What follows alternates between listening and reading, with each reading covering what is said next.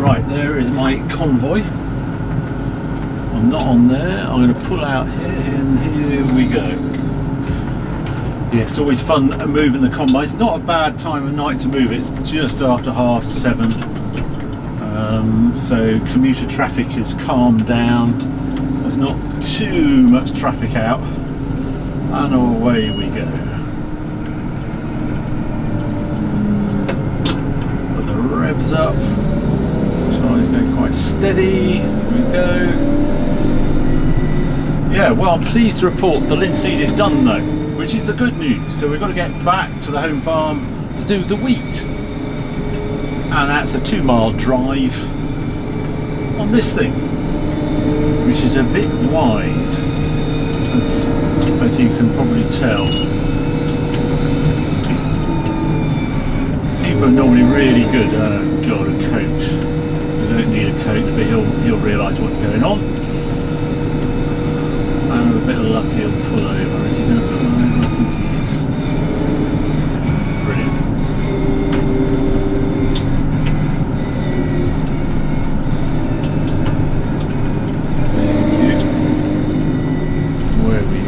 Yes, it's not something you do for fun, driving a combine on the road, really. Especially one just as wide as this.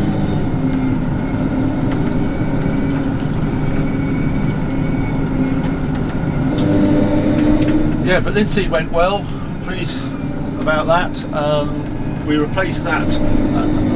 It was a wobble gearbox, which was in fine fettle, but the wobble bar at the bottom needed replacing, and it was all done very efficiently by Cotswold Farm Machinery, and it was back on, and then it decided to rain for a couple of days, so we didn't quite get done. This just a little narrow for a combine, but we got going this afternoon, rattled off the linseed, but not without incident. Just as we've gone up a couple of times, suddenly saw Charlie jump out of the cab, jump back into the cab, come out of a fire extinguisher, and he had to put out a fire on the header. It's our first fire, but it was just a night, because we changed a number of sections. It got a bit warm and enough to just set sort of crop residue on the header alight.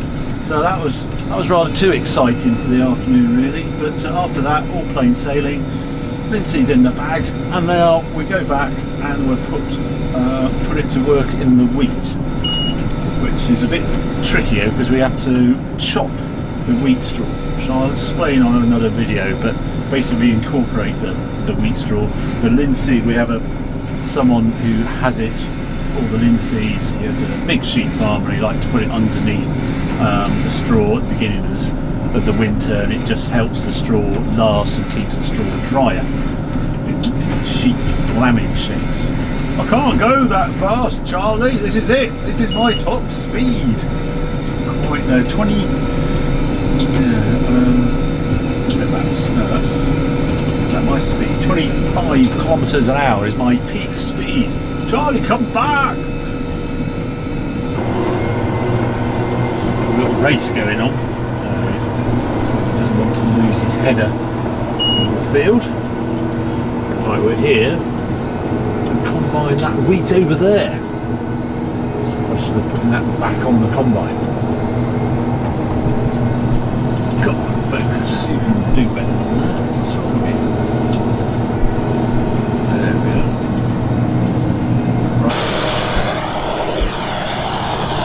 Very different feel once you get into wheat after linseed. The combine really powers on. You barely keep up trying to run behind it. Well, a fast walk. Probably double the speed that you do in the linseed. We'll just do this and then we'll test the moisture and see if we crack on tonight until the rain arrives.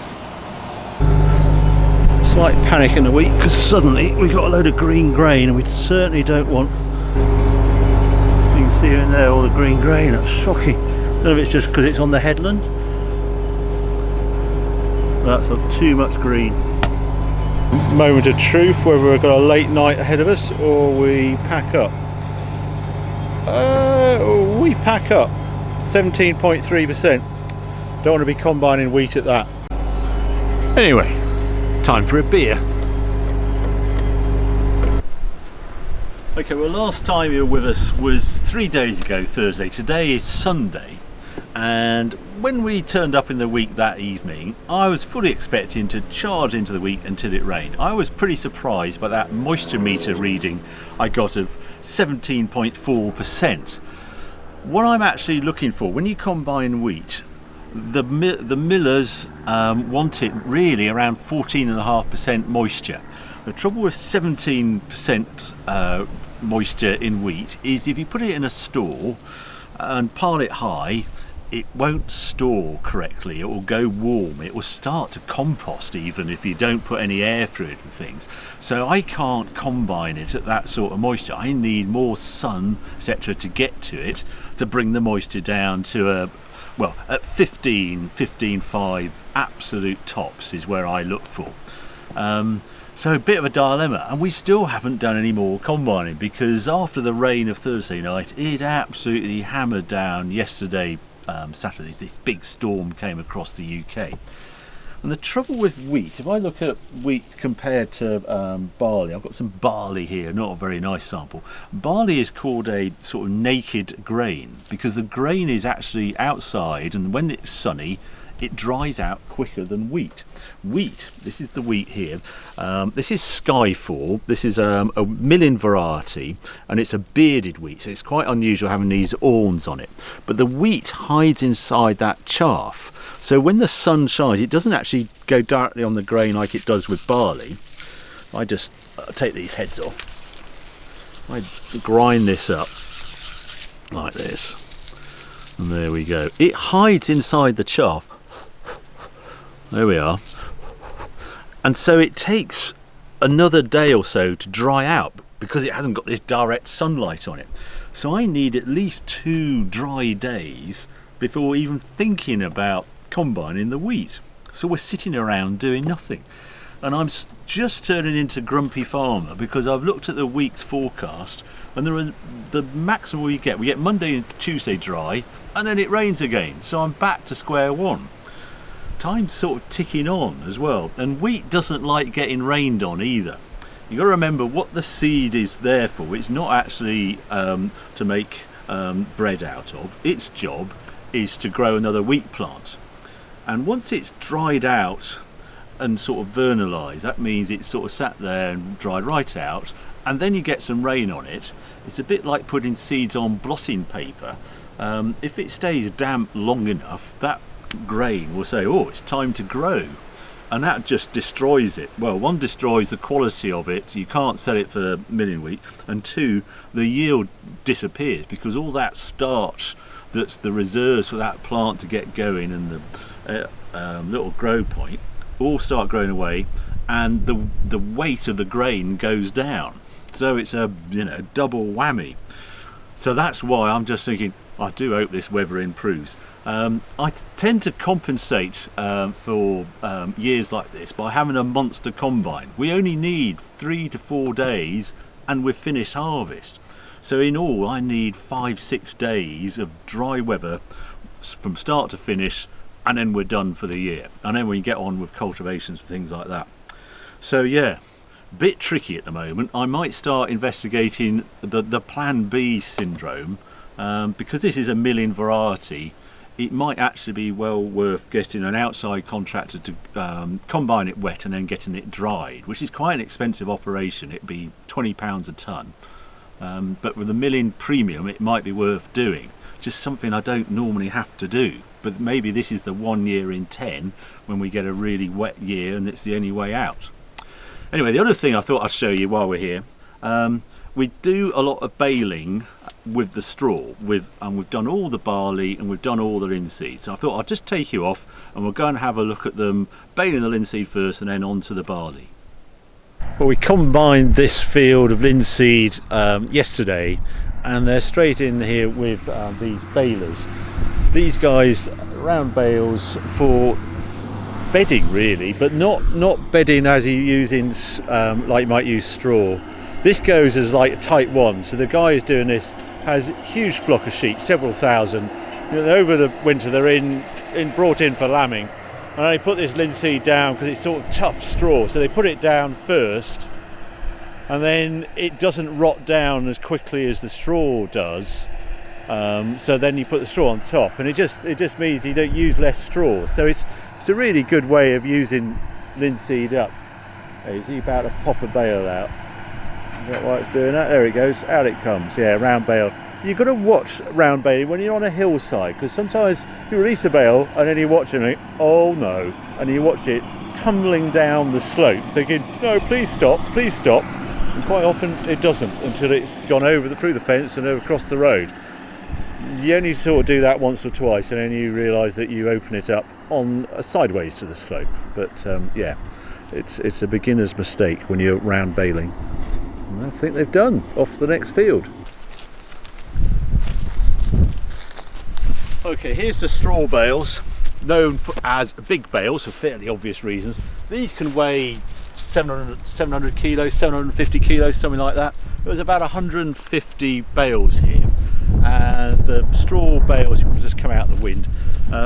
Straw sells for about £50 a tonne. Last year it was double that because of the drought, and this straw tends to go off to Wales livestock farmers.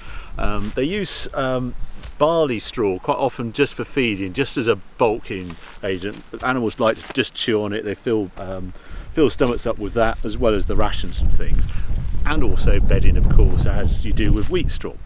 The reason I bale the winter barley straw in here, because this field is going into linseed, and that will be planted at beginning of September, around the 10th of September, somewhere around there. And I want as much of the trash gone on the surface. So the combine has a choice. You either leave it in nice long rows of straw to bale, or you turn something called a chopper on, and it's a giant flail on the back of it, and it spreads all the straw out. You then have to incorporate that straw just to get it touching the soil, and then it will, fungi will get to work, and it will go, make humus, etc. in the soil. Eventually, it just takes time, and it takes a bit of nitrogen to do it. So if I put in a crop in quite quickly, I actually want to clean a seedbed. So by getting rid of the main bulk of the straw, there's still obviously straw left because you've got the stalks where you've cut it with the combine. Still other bits to get rid of. It just gives the soil less straw to break down, and you get a better contact with the seed with the soil. Probably not explaining that very well, but if you have a look down here, the other reason I normally cultivate this is because the combine always leaves. These are called volunteers. So this is the little barley seeds that have come out of the combine. You can have the most grotty looking seed and it will still try and grow.